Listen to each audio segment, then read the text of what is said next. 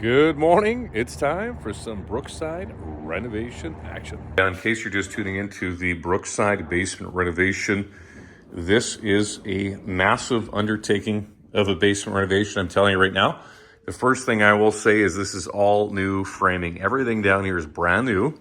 So the original framing, if you want to even call that, sticks, were being held up by, as I lose my voice, being held up by this like little wood paneling that was on.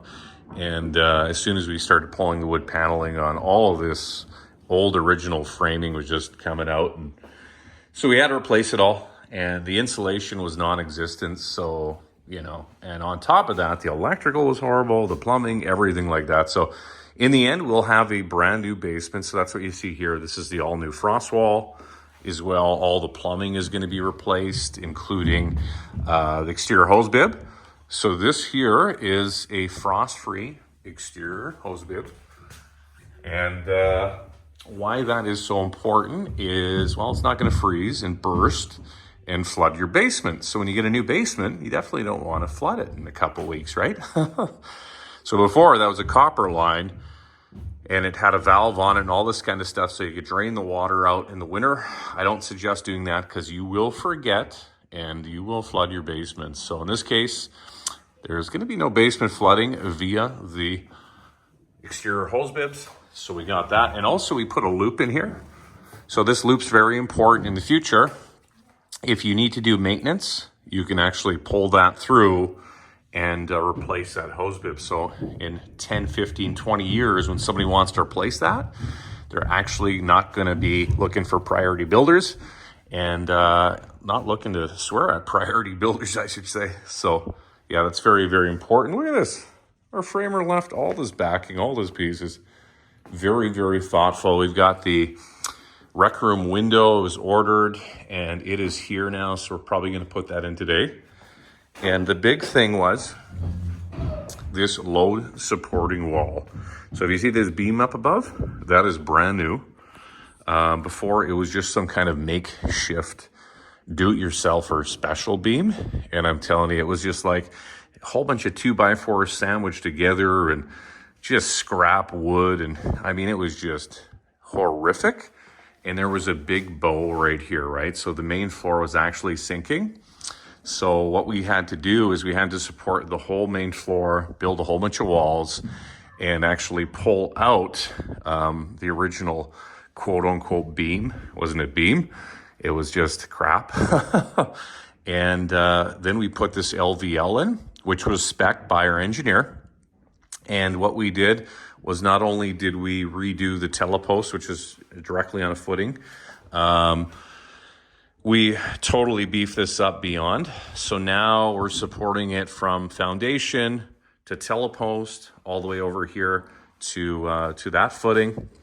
And we also built a 2x6 wall. So we've overkilled it, which is always important.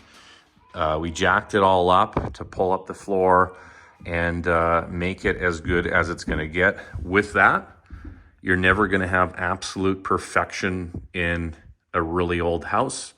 You can, but it'll cost like an insane amount of money. So, the main floor does kind of sink and it does do a little bit, but it doesn't have that huge dip in it anymore. And that was the problem area, was unsupported.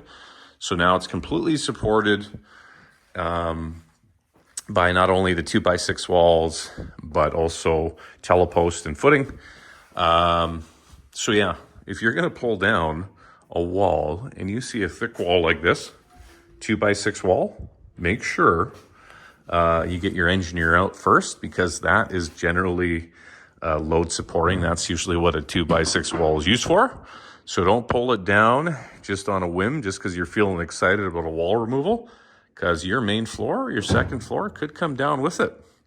So be safe and be smart, people, and make the right choices. So yeah, as we come in through, our carpenter was super awesome about keeping the ceiling heights as high as possible. Keep in mind, I'm 6'5", so as I walk around with this camera, it might look really small, but if you held the camera, it'd probably be like down here or something like that. This is probably like a 5'10" person.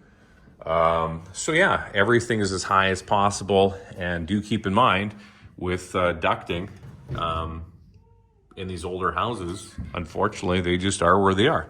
If you want to redo all the ducting, I mean, that's okay too, but that's just extra cost. So how much do you really want to spend when you're doing a basement renovation? It's really up to you. How far you want to go is up to you. So in the event that where we're standing right now in the mud pit is the bedroom, which is actually pretty decent size if you look at it. You can fit a nice queen bed in here. That's going to be the electrical panel. We're going to figure out some of that framing here, and then we're going to have a sub panel for the basement. And look at this. Look at how nice our carpenter was here. So we have all this mud, which actually has to go back into the hole because of all the groundworks plumbing. And he framed it out so we can actually pass through. Look at that. What a gentleman, eh? And I can say that all of our trade partners are the best. They're just so great. Not only amazing people, if you have the pleasure to meet them, I'm sure you're going to think the same, but the quality of the work, I mean, they just really care. They care about all of our clients, and they care about doing a really good job. So it's always super important. So this is the bathroom here that we're standing in. And I guess the first thing, this little nook here, this is just going to act as some shelves. So it's going to be perfect for some shelves. And then you kind of walk around this corner here, and this is going to be the full shower. And if you look down below, man, we did a lot of plumbing work here.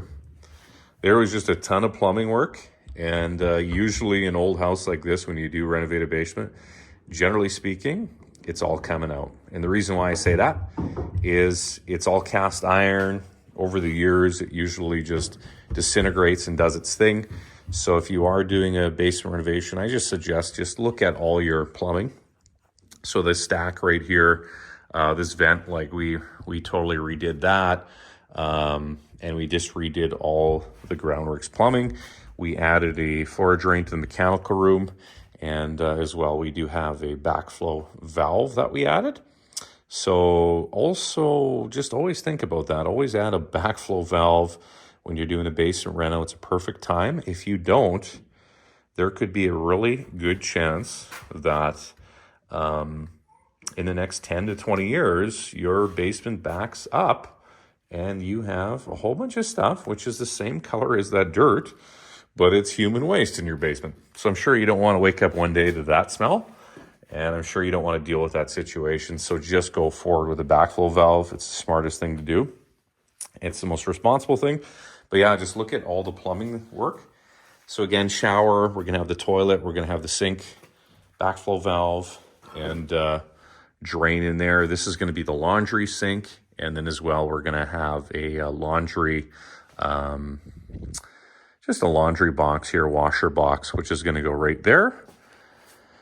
So yeah, we still have a little bit of plumbing, a little bit of HVAC, and a lot of electrical to go. So what we're going to do is we're going to fill this after plumbing inspection today, and we're going to build a wall, which is going to be the plumbing wall. And that plumbing wall is going to serve for all the water lines, right? Because you don't want to have water lines in a exterior wall because they're going to freeze up. And you don't want to do it like the last guy who renovated this basement. Tons of water lines in there. It was just horrible. It was so bad. Yeah, and as well, we're going to get rid of this electrical that's at the back there. It's just a hazard. Not safe. Not smart. And then in here, what we did is a pass-through. So this didn't exist before. We added a pass-through. And what that's really doing is just, we have a header up there. I'll show you on the other side. It's going to allow for maintenance, and like in case you got to replace your furnace and all this kind of stuff, you can actually just push it through, hot water tank, all that, because this is going to be all closed off. Man, just look at how much work is involved with this basement renovation. It's just absolutely crazy. Just tons and tons of work. But I guarantee you the final result is going to be amazing. The family is going to be so happy. This is going to be the most beautiful place in the house, and everybody is going to want to be down here. I guarantee that. So yeah, if we go in here, our awesome carpenter was nice enough to put some of this up just so we're not transferring all the dust and all the stuff onto all the clients' stuff, you know. So it's always good to put a vapor barrier or just some poly up just to prevent that excess dust transfer. So yeah, and this was where the original laundry was. And again, we're moving it into the bathroom. So this is the pass-through. You got the header there. Again, it's really all about transferring load. And we'll add a couple more 2x6s there. So just to give it a little bit extra. But yeah, it is just cruising and rolling at the Brookside Basement Renovation. Hopefully you guys get a lot of value and information out of these videos. Don't forget to like and subscribe and continue watching the renovation progress.